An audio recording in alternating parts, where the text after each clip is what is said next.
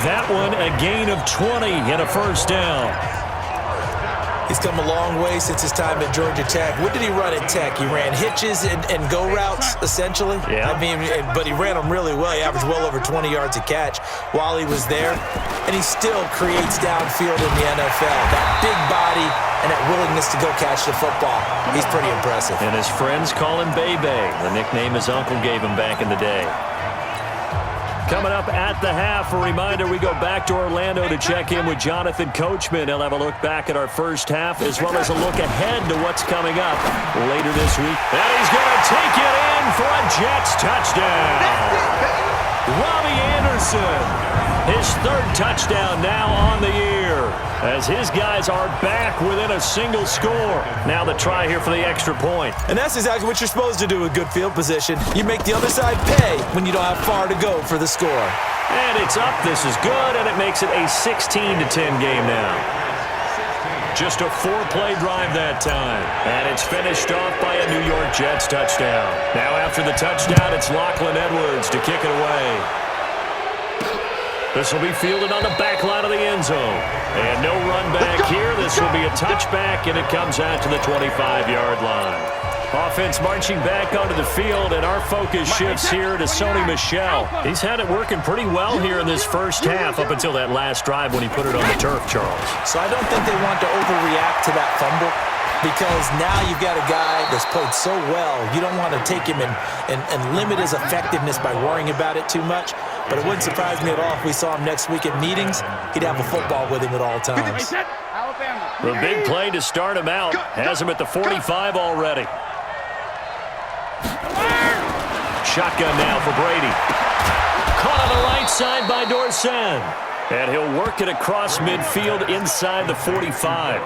Another strong gain on the last two plays. They've moved it a combined 33 yards.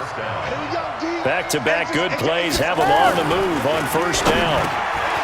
Now Brady. He finds Dorsett. It's complete. And he's taken down inside the 30. They'll get 13 yards for the second play in a row. Slant route's effective no matter who's running the route and catching the ball. But when you have a receiver of that stature, you have to be a little bit more precise throwing it. You don't have the same catch radius with the bigger targets. That throw by Brady incomplete. After watching him drop that slant, I can hear my old coach's voice ringing in my ears right now. You can't run with the ball until you catch it. Trying to get those rack yards before he secured it. Now Brady gets away with one. Lucky, could have been intercepted, but it falls to the ground. Josh Gordon, the intended receiver, and it's third down. This offense was on the move. Now two straight incompletions have them looking at 3rd and 10. Here's Brady. Incomplete. He had his hands on it, but couldn't pick it. But it's now 4th down. They don't get the hook up there, but you really have to marvel at how precise he's been throwing the football these last couple weeks. Oh, that's the perfect word for it, precise, because if you're at 70% or better 2 weeks in a row, you have a job as long as you want one in this league, won't you? I mean, let's face it, it's not just West Coast offense either. He's putting the ball downfield as well.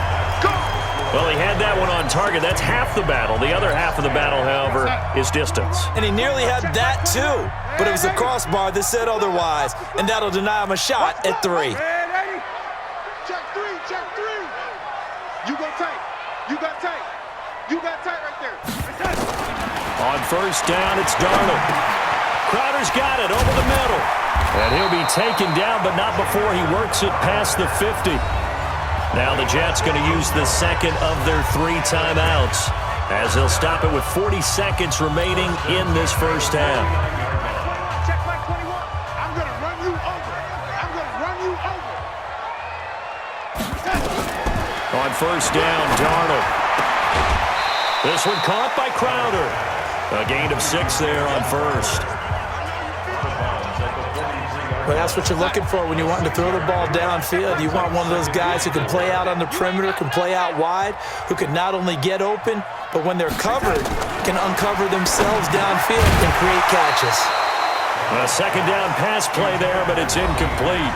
The Jets going to go ahead and use their final timeout as the clock will stop with 33 seconds to go in the first half. The Jets on third down. They've struggled to the tune of 2 for 8 so far. This is 3rd and 4.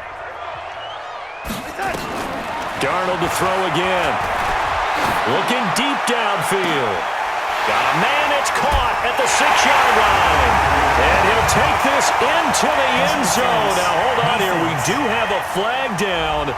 So let's see what this is about. And yes, they want the points, so they will decline the penalty. No question there. You don't think they spent a couple seconds mulling over what the penalty would do for them? I don't even know why they asked the sideline. Not at all. When you put the ball in the end zone on a takeaway, take the points and keep moving.